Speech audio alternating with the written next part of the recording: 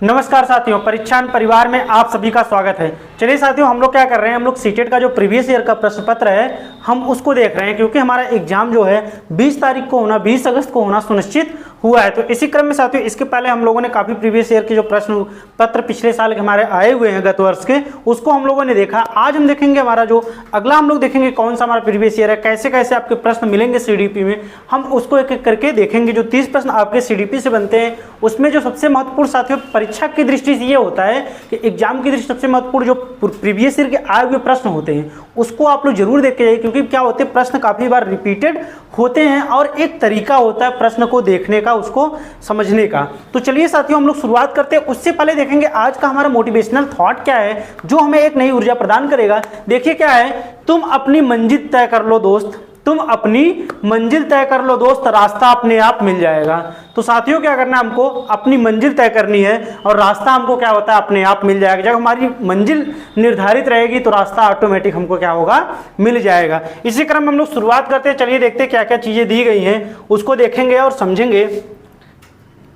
तो इसमें देखते पहले प्रश्न को हम पढ़ते हैं, जिसमें हमारा पहला प्रश्न जो दिया है उसको हम लोग क्या करते हैं, देखते हैं क्या पूछा है प्रश्न में। तो दिया है, यद्यपि विकास के क्षेत्र का कुछ आयामों में परस्पर व्यापन होता है, तथापि निम्नलिखित में से विकास का कौन सा क्षेत्र विशिष्ट रूप से स्वयं एवं दूसरों के बारे में भावनाओं की प्रगति अनुक्रम का अध्ययन करता है। मतलब कहता है कि इसमें से विकास का कौन सा ऐसा क्षेत्र होता है जो क्या करता है, स्वयं के बारे में और जो दूसरे के बारे में, सामने वाला होता है मतलब व्यक्ति, उसके बारे में, उसकी भावनाओं के बारे में हमको क्या करता है, जानकारी हासिल कराता है। वो कौन सा मतलब विकास होता है। क्या ऐसा नैतिक विकास होता है, ऑप्शन ए में क्या नैतिक विकास होता है, क्या वो भाषा विकास होता है, क्या शारीरिक विकास होता है, या फिर संवेगात्मक विकास होता है। तो विकास के कुछ क्षेत्र ऐसे होते हैं जिनमें क्या करता है, एक व्यक्ति दूसरों की भावनाओं को समझता है, अपने भावनाओं के साथ साथ दूसरों की भावनाओं को भी समझने की कोशिश करता है, वो समझता है। वो हमारा किससे जुड़ा होता है, जो भावना होती है हमारी किससे, संज्ञान संवेग से जुड़ा होता है। साथियों ऐसे में हमारा जो डी ऑप्शन दिया है वही क्या होगा यहाँ पर सही होगा। ऑप्शन डी हमारा जो दिया है वही सही है, क्योंकि हमारा बात कर रहा है स्वयं और दूसरों के भावनाओं को, तो वो किससे जुड़ा होता है, भावना हमारी संवेग से जुड़ी होती है। ऑप्शन डी सही है। अगला प्रश्न देखते हैं।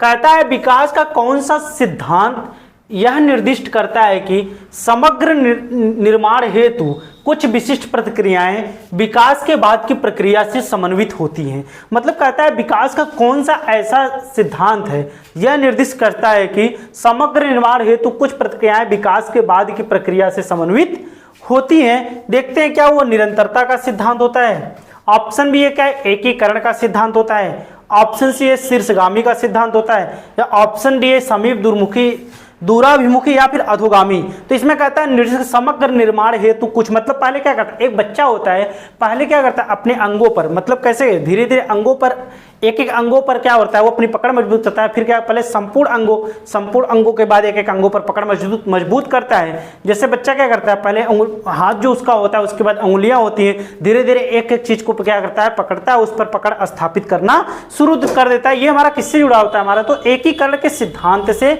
जुड़ा होता है। ऑप्शन बी हमारा जो दिया वही क्या होगा यहाँ पर सही होगा। एकीकरण का सिद्धांत, प्रिंसिपल ऑफ इंटीग्रेशन जिसे हम कहते हैं, बहुत इंपॉर्टेंट है ये एकीकरण का सिद्धांत आपके परीक्षा की दृष्टि से। तो हमारा बी ऑप्शन जो दिया वही सही है। अगला प्रश्न देखते हैं। निम्न में से कौन सा घटक सामाजिक सांस्कृतिक घटकों की श्रेणी में आता है जो विकास को प्रभावित करता है। कहता है निम्नलिखित में से कौन सा घटक सामाजिक सांस्कृतिक घटकों की श्रेणी में आता है जो विकास को प्रभावित करता है। कौन सा होता है, क्या स्कूली माहौल होता है, क्या तंत्रिका संबंधी विकार होता है। बात करते हैं सामाजिक संस्कृति को ध्यान में दीजिएगा, क्या जैविक प्रवृत्तियां होती हैं, क्या आनुवंशिक बनावट होता है। तो सामाजिक सांस्कृतिक किससे जुड़ा है, क्या तंत्रिका संबंधित विकार, ये तो बात होगी नहीं इसमें। जैविक प्रवृत्तियां जो हमारे यहाँ बायोलॉजिकल डिस्पोजिशन जो हमारे होते हैं वो भी नहीं होंगे साथियों। इसके बाद जेनेटिक मेकअप जो हमारा आनुवंशिक बनावट, ये समाज से नहीं रिलेटेड है। लेकिन स्कूली माहौल जो होगा, एक बच्चा अगर स्कूल में स्कूल क्लाइमेट के साथ, स्कूल वातावरण के साथ संबंध को स्थापित करता है तो हमारा क्या होगा, सामाजिक सांस्कृतिक रूप से वो बच्चा क्या होता है, जुड़ा हुआ रहता है। तो ऐसे में ऑप्शन हमारा जो सही होगा वो ऑप्शन सही होगा, ए वाला जो दिया है वही क्या होगा, ऑप्शन यहाँ पर सही है, ऑप्शन ए। अगला प्रश्न देखते हैं। दिया है जीन पियाजे के संज्ञानात्मक विकास के सिद्धांत के अनुसार एक अध्यापिका 7 से 11 वर्ष की अवस्था वाले विद्यार्थियों को स्वतंत्र रूप से कार्य करने के लिए ऐसा कार्य देती है जिसमें किस चीज की आवश्यकता है।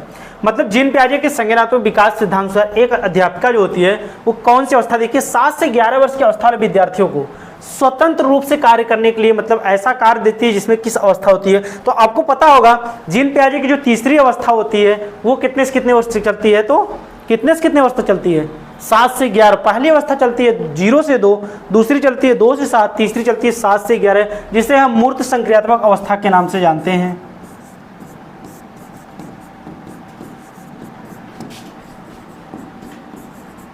जिसे हम मूर्त संक्रियात्मक अवस्था कहते हैं। ये कितने से कितने वर्ष तक चलती है, 2 से 7 वर्ष तक ये चलती है। और सबसे महत्वपूर्ण देखिए इसमें क्या बताया गया है। बच्चा क्या करता है, जिसे दिया पहला परिकल्पनात्मक निर्माणात्मक तार्किकता आती है बच्चे के अंदर। बी कहता है प्रतिवर्ती चिंतन या पलटावी गुण आते हैं। सी है निष्क्रिय अनुसरण, तो होगा नहीं। वस्तु अस्थायित्व ये जीन पियाजे की पहली अवस्था में होती है, ये भी नहीं होगा। ऑप्शन हमारा पहला परिकल्पनात्मक निर्माणात्मक तर्क, ये भी नहीं होगा आपका, ये भी जीन पियाजे की दूसरी अवस्था में आता है। बचा हमारा बी ऑप्शन, जिसे हम क्या कहते हैं प्रतिवर्ती अवस्था कहते हैं, पलटावी अवस्था कहते हैं। बच्चा जैसे कोई भी चीज होता है इसमें क्या करता है, उस चीज को वो सोचता है, पलटावी गुण उसके अंतर्गत आ जाते हैं। जैसे बच्चा क्या होता है, उदाहरण स्वरूप हम देखते हैं, जैसे कोई बच्चा होता है, अगर हम पानी को क्या किया जाए, जमाया जाए तो वो बर्फ बन जाएगा। लेकिन अगर उसको हम तरल अवस्था में लाते हैं तो फिर से तरल अवस्था में लाने के लिए उसको पिघलाया जाएगा। इसी प्रकार से ये क्या होगा, प्रतिवर्ती चिंतन या फिर पलटावी गुण, जिसे रिवर्सिबल थिंकिंग के नाम से हम जानते हैं। ऐसे हमारा ऑप्शन जो सही होता है वो बी वाला ऑप्शन हमारा सही है। अगला प्रश्न देखते हैं। कहता है जीन पियाजे के संज्ञानात्मक विकास के सिद्धांत के अनुसार किस अवस्था में अधिकांश बच्चे अमूर्त समस्याओं को तार्किक ढंग से हल करने में सक्षम हो जाते हैं। मतलब अमूर्त समस्याओं को तार्किक ढंग से समझने में क्या होते हैं, सक्षम हो जाते हैं। जीन पियाजे की कौन सी अवस्था होती है, क्या वो संवेदीगामक अवस्था होती है, क्या पूर्व संक्रियात्मक अवस्था होती है, क्या मूर्त संक्रियात्मक अवस्था या औपचारिक संक्रियात्मक अवस्था होती है। तो अमूर्त संक्रियाओं के बारे में तार्किक चिंतन करना ये जीन पियाजे की कौन सी अवस्था होती है, तो जीन पियाजे की चौथी अवस्था जो हमारी होती है औपचारिक संक्रियात्मक अवस्था जिसको हम कहते हैं। उसमें एक बच्चा क्या करता है, अमूर्त समस्याओं जो अमूर्त संबंध होते हैं, समस्याएं होती हैं, उसके संबंध में क्या करता है, वो तार्किक चिंतन प्रस्तुत करता है। ऑप्शन डी हमारा जो होगा वही क्या होगा, यहाँ पर सही होगा। अगला प्रश्न देखते हैं। दिया है नूरी इस तर्क, नूरी देखिए एक होती है, इस तर्क हमारे समाज के प्रति कुछ दायित्व हैं और उस दायित्व के लिए हमें नियमों का पालन करना चाहिए। उस दायित्व के लिए हमें क्या करना चाहिए, नियमों का पालन करना चाहिए के आधार पर अपनी क्रियाओं का निर्णय लेती है। लॉरेंस कोहलबर्ग के अनुसार नूरी इस समय नैतिक तार्किकता की किस अवस्था में है, पूछा है। तो दिया है नूरी क्या करती है, उसका देखिए क्वेश्चन कहता है हमें नियमों का पालन करना चाहिए। उसका दायित्व है, उसके कुछ दायित्व होते हैं जिसमें वो क्या करती है, कोई भी नियम होते हैं हमें उसका क्या करना चाहिए, पालन करना चाहिए। तो ऐसे में कहता है इस आधार पर क्रियाओं के आधार पर निर्णय लेती है कि वो लॉरेंस कोहलबर्ग के नूरी इस समय तार्किकता की किस अवस्था में है। ऑप्शन ए है क्या, वो पूर्व अभिसामयिक अवस्था, बी है अभिसामयिक अवस्था, सी है अभिसामयिक पश्चात और डी है औपचारिक अभिसामयिक। अब तो औपचारिक की बात ही नहीं है, अभिसामयिक भी नहीं है, पूर्व लेकिन ये क्या है, अभिसामयिक अर्थात ये पारंपरिक अवस्था जो जीन पियाजे की दूसरी अवस्था, जिसमें उन्होंने पहले बताया है 3 चरण और 6 सोपान दिए हैं। तो जो दूसरा चरण होता है जिसे हम पारंपरिक अवस्था के नाम से भी जानते हैं, किसके नाम जानते हैं, पारंपरिक अवस्था के नाम से भी जानते हैं। उसी में क्या होता है, ये चीजें उसके अंतर्गत दिखाई पड़ती हैं। तो ऐसे में ऑप्शन हमारा सही होगा क्या, जिसे हम क्या बोलते हैं कन्वेंशनल, से जो हमारा जो बी ऑप्शन दिया है वही क्या होगा यहाँ पर सही, अभिसामयिक या फिर पारंपरिक अवस्था। ठीक है, जीन पियाजे का जो चरण है उसमें दूसरा चरण ये माना जाता है। ऑप्शन बी हमारा जो दिया है वही सही होगा। अगला प्रश्न देखते हैं। दिया है एक अध्यापिका विद्यार्थियों को ऐसा प्रदत्त कार्य देती है जिसमें परिवार के सदस्यों के साथ चर्चा करना महत्वपूर्ण रूप से शामिल है। लेव वाइगोस्की के सिद्धांत के अनुसार उस अध्यापिका का मत है कि बच्चों के संज्ञानात्मक विकास में सबसे महत्वपूर्ण किस चीज की भूमिका होती है। अब प्रश्न देखिए हमारा क्या कहता है, कोई अध्यापिका किसी बच्चे को प्रदत्त कार्य देती है और वो क्या करती है अपने घर पे, मतलब क्या करते हैं, सिद्धांत अध्यापिका का मत है कि लेव वाइगोस्की के सिद्धांत के अनुसार उस अध्यापिका का मत है बच्चों के संज्ञानात्मक विकास में किस चीज की महत्वपूर्ण होगी। और चर्चा किसके लिए कहती है, अपने परिवार से चर्चा के लिए कहती है। क्या वह अनुकरण की चीजों को दर्शा रही है, क्या जैविकी परिपक्वता दर्शाई है, क्या पदानुक्रम, या फिर सामाजिक अंतःक्रियाएं। तो हमारा डी ऑप्शन जो दिया है सबसे सटीक यही क्या होगा, क्योंकि इनका सिद्धांत ये सामाजिक सांस्कृतिक विकास का सिद्धांत जो है ये किसने दिया है, तो रूसी मनोवैज्ञानिक लेव वायोस्की ने दिया है। हमारा ऑप्शन जो सही होगा वो क्या होगा, ऑप्शन डी, क्योंकि बच्चा क्या करता है, वो अपने बड़ों से क्या करता है, सामाजिक अंतःक्रिया करके कोई भी चीज़ों को सीखता है। तो यहाँ पर फैमिली की बात कही, परिवार के सदस्यों के साथ चर्चा करके महत्वपूर्ण रूप से सीखने के लिए शामिल करना, ऑप्शन डी जो होगा वही सही है। नेक्स्ट प्रश्न हमारा कहता है, लेव वाइगोस्की के विचारों में सहमति रखने वाली अध्यापिका को निम्न में से क्या करना चाहिए। मतलब लेव वाइगोस्की के विचार से जो सहमति अध्यापिका है उसको क्या करना चाहिए। ऑप्शन ए है, किसी भी परिस्थिति में विद्यार्थियों को संकेत या इशारे देने से बचना चाहिए। क्या बचना चाहिए सही होगा। आगे देख लेते हैं, किसी समस्या पर काम करते हुए अपने विचारों को मौखिकरण करने पर विद्यार्थियों को हतोत्साहित करना चाहिए। देखते जाइए ऑप्शन को। तीसरा है, विद्यार्थियों के बीच चर्चा और वैचारिक बहस को बढ़ावा देना चाहिए। अगला कहता है, अधिगम को विद्यार्थियों के सामाजिक सांस्कृतिक परिवेश से अलग देखना चाहिए। तो जहां जहां बोला कि आपके सामने ये तो ऐसे नकारात्मक शब्द दिख गए आपको, हतोत्साहित करना, बचना, अलग करना। तो ऑप्शन देखिए किस प्रकार से हमारा सही होता है, ऑप्शन सी। ऐसे ही आप लोग भी करिएगा, पहले देखिएगा ऑप्शन में जो नकारात्मक वाक्य रहेंगे उसको गोला कर दीजिएगा, कट कर दीजिएगा उस ऑप्शन को, इसके बाद आपका ऑप्शन सही मिल जाएगा। ऐसे में ऐसे विद्यार्थियों के बीच चर्चा और वैचारिक बहस को बढ़ावा देना चाहिए। ऑप्शन सी हमारा जो दिया वही सही होगा। अगला प्रश्न देखते हैं, लेव वाइगोस्की का मत है कि मानसिक प्रक्रियाएं उच्चतर क्रम की, मतलब मानसिक प्रक्रियाएं जो होती हैं उनका क्रम क्या होता है, उच्चतर होता है। मतलब मानसिक, देखते हैं कौन सा इसमें सही द्वारा सम्मिलित होता है। ऑप्शन है, क्या वैज्ञानिक मनोवैज्ञानिक उपकरण होता है, क्या पुरस्कार एवं दंड होता है, क्या अनुकूलन होता है, कंठस्थीकरण होता है। तो लेव वाइगोस्की के अनुसार जो मानसिक प्रक्रियाएं होती हैं वो किस प्रकार से होती हैं, क्या पुरस्कार दंड, ये तो बात होती नहीं पुरस्कार दंड की, ना ये अनुकूलन की बात होती, ना कंठस्थीकरण की। ऑप्शन पहला ही जो दिया वही सही होगा, क्योंकि उनमें क्या होता है, मनोवैज्ञानिक उपकरण होता है। ऐसे में बच्चा क्या कर सकता है, अपने समाज में जो भी चीज़ें होती हैं उनको निर्धारित करके सीखता है। ऑप्शन ए वाला जो दिया है वही सही है। अगला देखते हैं, हार्वर्ड गार्डनर के सिद्धांत के अनुसार जो विद्यार्थी दूसरों की भावनाओं, मनोदशाओं और इरादों को अच्छी तरह समझ पाते हो उनमें किस प्रकार की बुद्धि का उच्च स्तर होता है। मतलब दूसरों की मनोभावों, दशाओं को समझना, उनकी बातों को समझना, उनकी भावनाओं को अच्छी तरह समझना किस प्रकार की बुद्धि होती है। ऑप्शन है अंतर्वैयक्तिक बुद्धि, बी है स्थानीय बुद्धि, सी है संगीतात्मक और डी है अंतरा। तो अंतरावैयक्तिक बुद्धि ये नहीं होता है, इसमें स्वयं की बात करता है व्यक्ति। संगीतात्मक नहीं होगा, स्थानीय भी नहीं होगा। और इसमें जो सही होगा हमारा क्या होगा, इंटरपर्सनल जो हमारा होता है बुद्धि, इंटेलिजेंस, उसमें क्या होगा, अंतर्वैयक्तिक बुद्धि। ऐसे व्यक्ति जो हमारे होते हैं क्या होते हैं, शिक्षक होते हैं, अभिनेता होते हैं, राजनेता होते हैं, सामाजिक कार्यकर्ता के रूप में जाने जाते हैं, जो क्या करते हैं, दूसरों के इच्छाओं, मनोदशाओं को अच्छी तरह से समझते हैं। ऑप्शन हमारा सही होता है यहाँ पर ए।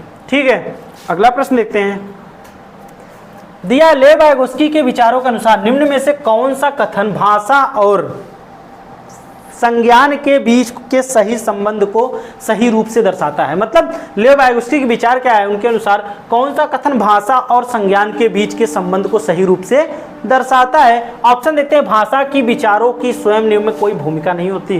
क्या बात सही है।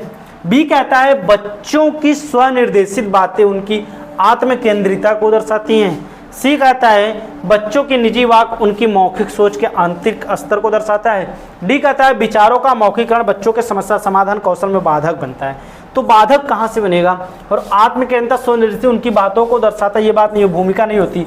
बल्कि ऑप्शन सी देखिए हमारा क्या कहता है, बच्चों की निजी वाक, मतलब इनर स्पीच जिसे हम बोलते हैं, उनकी मौखिक सोच के आंतरिक स्तर को क्या कर सकती है, दर्शाती है। हमारा सी ऑप्शन जो दिया वही क्या होगा, इस क्वेश्चन के लिए सही होगा। अगला प्रश्न देखते हैं, कहता है, लड़के हमेशा विज्ञान में अच्छे होते हैं और लड़कियां गायन में अच्छी होती है। यह कथन क्या दर्शाता है।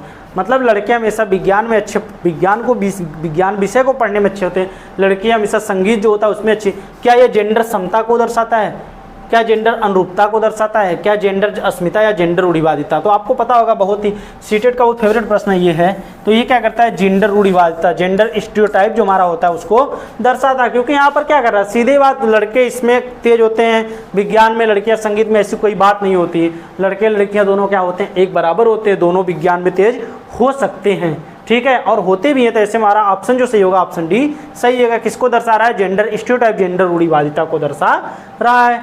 अगला प्रश्न देखते हैं, एक कक्षा में विद्यार्थियों को सामाजिक सांस्कृतिक संदर्भों के परिप्रेक्ष्य में विविधता कैसी होती है, मतलब परिप्रेक्ष्य में क्या विविधता होती है उसको देखते हैं। पहला दिया है, को विद्यार्थियों को उनके संदर्भ के आधार पर समूह में बांटकर बहिर्वेशन करने के लिए इस्तेमाल करना चाहिए, मतलब उनको क्या करना चाहिए? बहिर्वेशन करना चाहिए। बी कहता है को अनदेखा करना चाहिए और मानकीकृत पाठचर्या क्रियाकलाप लाना चाहिए। अनदेखा करना चाहिए, क्या बात सही है? को एक गुण के रूप में लेना चाहिए और अवधारणाओं के शिक्षण में इस्तेमाल करना चाहिए।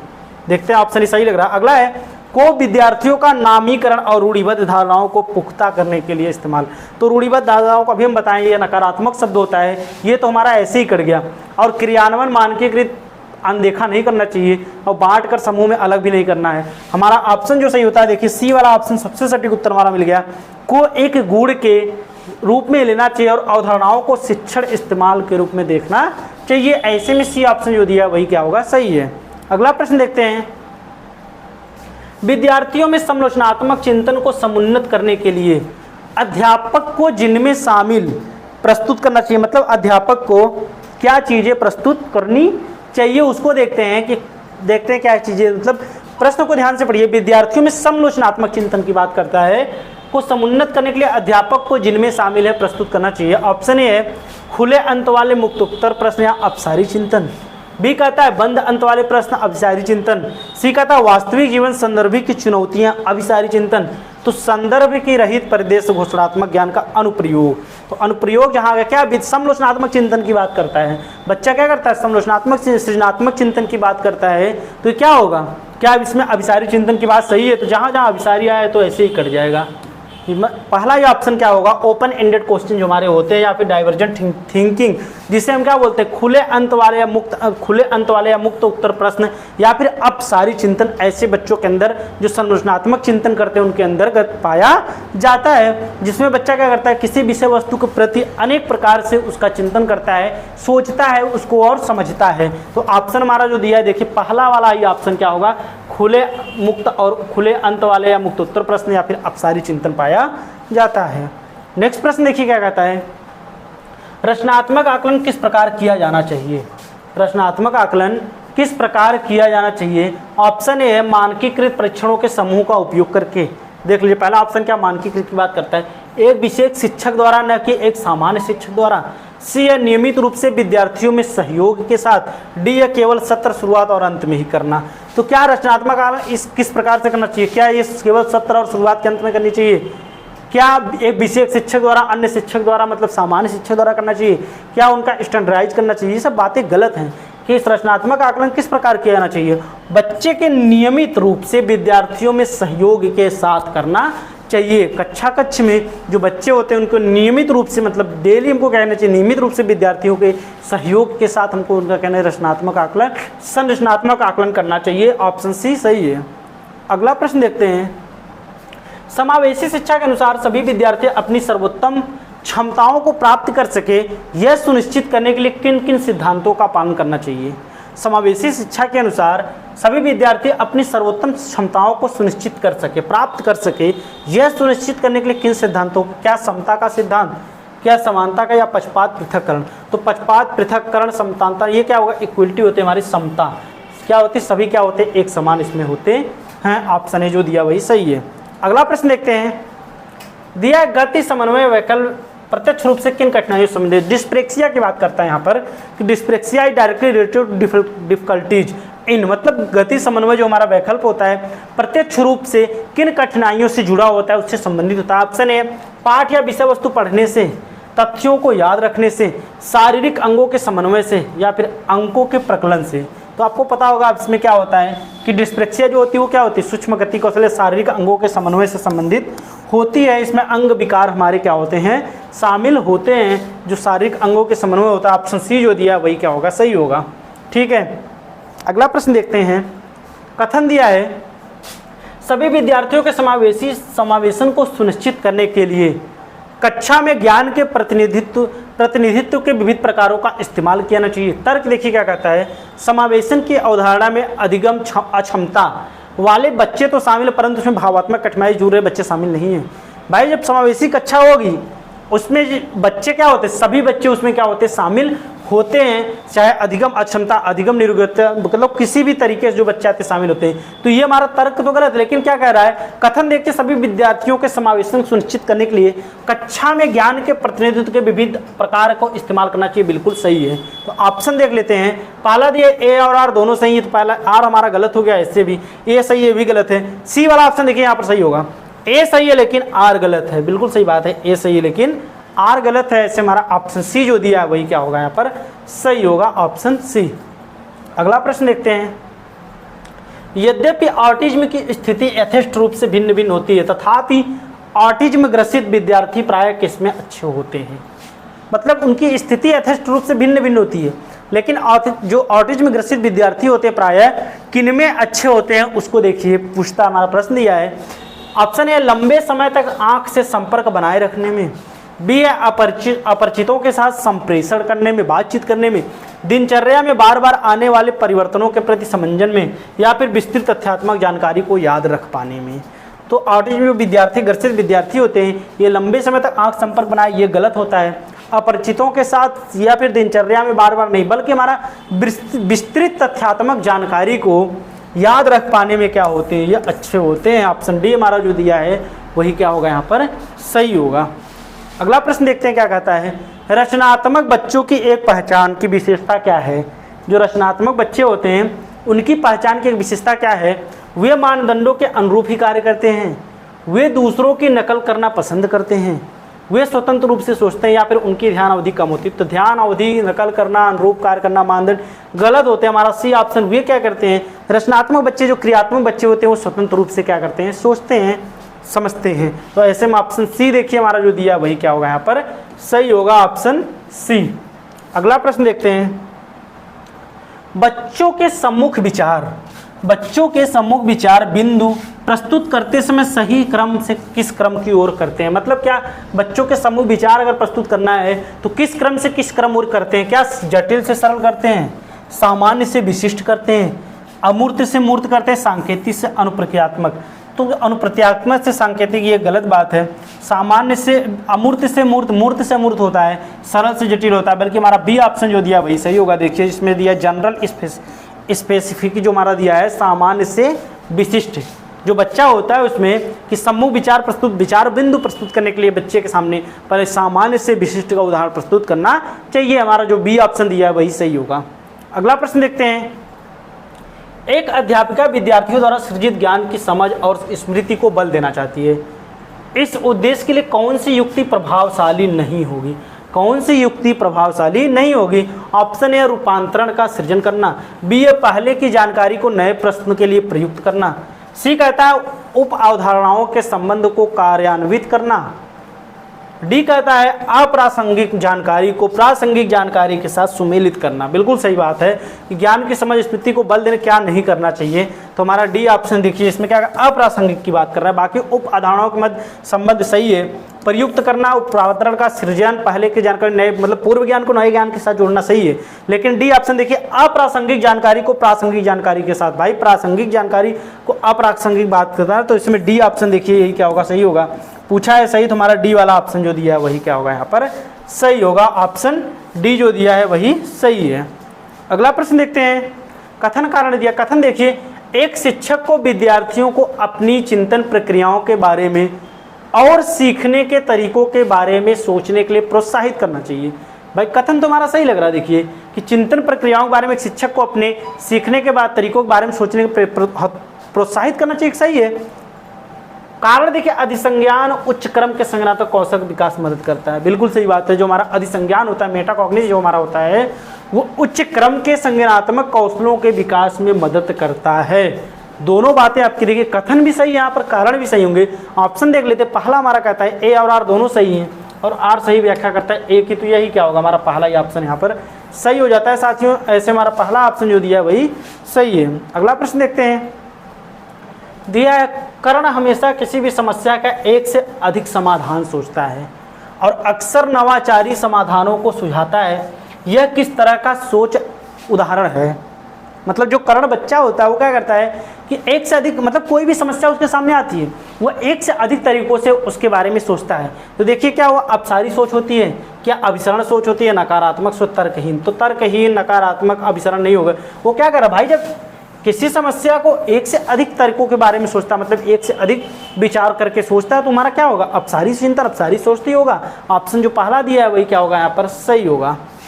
अगला प्रश्न देख लेते हैं, अधिगम प्रभावशाली और अर्थपूर्ण हो इसके लिए क्या महत्वपूर्ण है। ऑप्शन है विद्यालय में हो रहे अधिगम और विद्यालय के बाहर के जीवन के बीच संबंध स्थापित करना, विषय सामग्री को इस प्रकार प्रस्तुत करना जिससे विद्यार्थी उस ज्ञान को दैनिक जीवन प्रयोग करने का प्रयास न कर पाए, ये तो गलत हो गया। सी कहता है अवधारणाओं को इस तरीके से पढ़ना जिससे कि विभिन्न उप अवधारणाओं संबंध स्थापित न हो। भाई संबंध नहीं स्थापित होगा तो हमारा कैसे अधिगम प्रभावशाली अर्थपूर्ण होगा। डी कहता है ज्ञान के दोहराव पर बल देना चाहिए, समझ के लिए उत्कंठा को कम से कम करना। भाई ज्ञान का दोहराव की बात ही नहीं है हमको, तो ऐसे हमारा ऑप्शन देखिए पहला ही सही हो गया यहाँ पर। देखिए ऐसे ऑप्शन को देख करिएगा आप लोग भी। कहता है विद्यालय में हो रहे अधिगम और विद्यालय के बाहर के जो संबंध, बिल्कुल सही बात। बच्चे को अगर हम विद्यालय में जो चीज़ें हो रही है उसके द्वारा और उनको बाहरी व्यवहार, बाहरी अनुभव के द्वारा अगर उनको कोई भी चीज़ सिखाया जाएगा तो बच्चा क्या होगा, जो उनका अधिगम होगा वो रुचिपूर्ण और प्रभावशाली अधिगम होगा। ऑप्शन ए सही है हमारा यहाँ पर। अगला प्रश्न देखिए हमारा क्या कहता है, कक्षा के परिवेश, शिक्षण शास्त्रीय प्रविधियों और आकलन की विधियों का चयन इस प्रकार करना चाहिए कोई विद्यार्थियों के उन्नयन को सुनिश्चित कर सके। कक्षा का परिवेश शिक्षण शास्त्री, क्या जिज्ञासा, अरुचि, प्रतियोगिता, कंठस्थीकरण।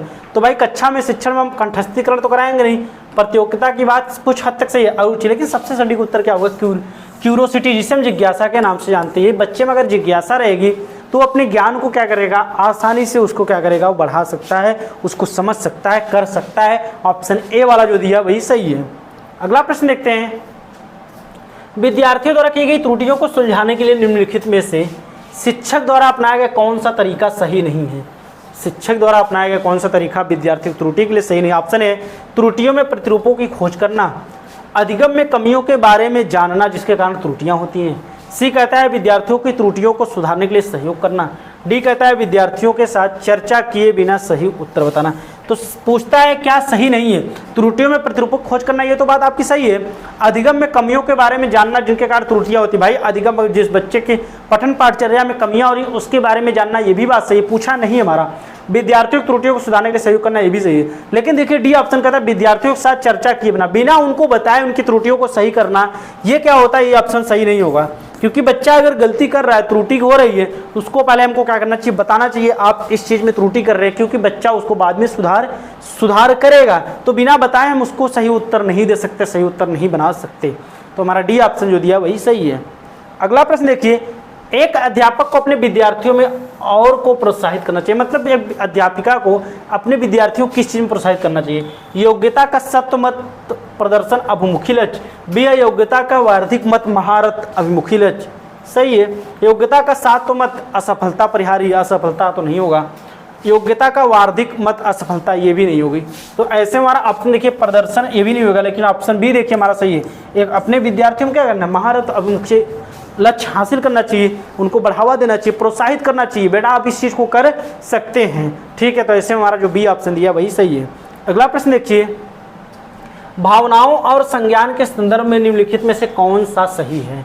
भावनाओं और संज्ञान के संदर्भ में निम्नलिखित में से कौन सा सही है। देखिए ऑप्शन क्या क्या दिए इसमें। पहला है अत्यधिक दबाव समस्याओं को सुलझाने के कौशलों को बढ़ावा देता है। बी है हर्ष और उल्लास की भावना चर्चा में भाग लेने को बढ़ावा देती है। सी है अत्यधिक चिंता जानकारी के प्रसंस्करण में सुधार लाती है। तो अत्यधिक चिंता कहाँ सुधार लाएगी, निरस्तता की भावना, ये तो ऐसे कट गया। समस्याओं से अत्यधिक दबाव भी तो कहाँ, अत्यधिक दबाव से क्या समस्या सुलझाई जा सकती हैं, ऑप्शन ए भी गलत है। तो हर्ष और उल्लास की भावना चर्चा में भाग लेने के लिए बढ़ावा देती है, बिल्कुल सही बात है। ऑप्शन हमारा जो बी दिया है वही क्या होगा, सही होगा। किसी के भावनाओं और संज्ञान के संदर्भ में सबसे सटीक उत्तर हमारा जो होगा बी सही होगा। देखते हैं आज का लास्ट प्रश्न क्या कहता है। निम्नलिखित में से क्या प्रभावशाली समस्या समाधान कौशलों के विकास में योगदान देती है। निम्नलिखित में से क्या प्रभावशाली समस्या समाधान कौशलों के विकास में योगदान देती है। ऑप्शन ए देखिए दिया है अभिसारी चिंतन, बी है स्मरणोप्रकारी विधियाँ, सी है समझ बनाना या बोध, डी है निष्क्रिय अनुकरण। तो निष्क्रिय अनुकरण अभिसारी चिंतन आपका गलत हो गया। देखिए दूसरा और तीसरा क्या होगा, ऑप्शन सही होगा। तो हम देख लेते हैं किसमें है। तो चौथा ऑप्शन देखिए हमारा यहाँ पर सही हो जाएगा। दूसरा और सॉरी चौथा नहीं सही होगा, ये ऑप्शन हमारा कौन सा सही होगा इसमें, जिसमें देखिए क्योंकि अभिसारी चिंतन तो होगा नहीं यहाँ पर कि ज्ञान को प्रभावी समस्या समाधान का, उसमें अभिसारी चिंतन होता है, और निष्क्रिय अनुकरण भी नहीं होगा। तो दूसरा और तीसरा देखिए हमारा दिया है, बी वाले ऑप्शन यही का होगा यहाँ पर सही होगा, ऑप्शन बी एकदम सही है, निष्क्रिय नहीं होगा, सक्रिय अनुकरण होता है। तो ऐसे हमारा देखिए ऑप्शन बी सही हो गया। तो साथियों ये थे हमारे क्या हुए 30 प्रश्न जो क्या हुए अभी कंप्लीट हुए। तो आप हमारे चैनल को अगर सब्सक्राइब नहीं किए हैं, चैनल को सब्सक्राइब कर लें, वीडियो को लाइक करें और वीडियो को ज़्यादा से ज़्यादा सभी भाई बहनों तक शेयर करें। तो आपको कोई भी डाउट हो तो कमेंट सेक्शन में पूछ सकते हैं। हमारा साथ देने के लिए आप सभी का बहुत बहुत धन्यवाद।